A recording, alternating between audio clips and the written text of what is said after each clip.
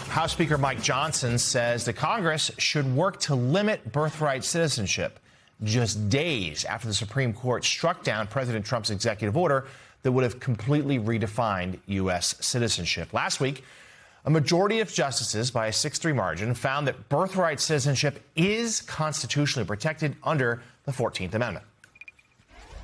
I really enjoyed Justice Clarence Thomas's dissent. It's everybody should read that, must read. He explained that the 14th Amendment, the original intent, was to enhance and really value citizenship, and it's been devalued because of birthright tourism, which is what we have now.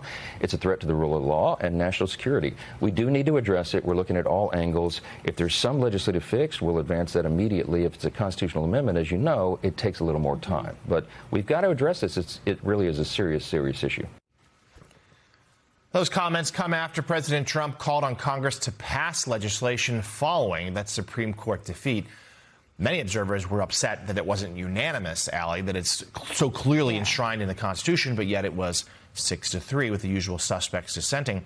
But let's talk about here, is there any actual mechanism for this? Again, we can't underscore this enough. This is in the Constitution. It seems to me like this is another example of President Trump handing Republicans in Congress an utter non-starter, a political loser, and one that can't go anywhere, but insisting, hey, deal with it. Exactly right. And I think the speaker there, once again, held in a place where he owes a lot of the power behind his speakership at pivotal points to, yes, the ways that he has maneuvered his own members, but also having the constant backing of President Trump. And so once again, being put in a difficult position to say, oh, yes, we should take a look at this legislatively or through a constitutional amendment, despite the fact that there is no real mechanism for them to do that by, when this is a Congress that cannot even get onto a rule. That is basically the way that procedurally they do votes on the House floor. Last week, Johnson had to send his members home early because they were locked up and could not get the required votes that they needed in order to do the House's business through the typical mechanisms that they do business by. And so we're watching not just a House that is likely paralyzed as some members try to push the SAVE Act, much to the president's liking, even as the realities in Congress show that they are not going to pass the SAVE Act. And so it does sort of feel like this bit of a merry-go-round where people look like they're going somewhere, but there's really nowhere for them to go. And I think that's going to end up being the story of the House that has the president continuing to say, let's do this through legislation, let's do this through legislation.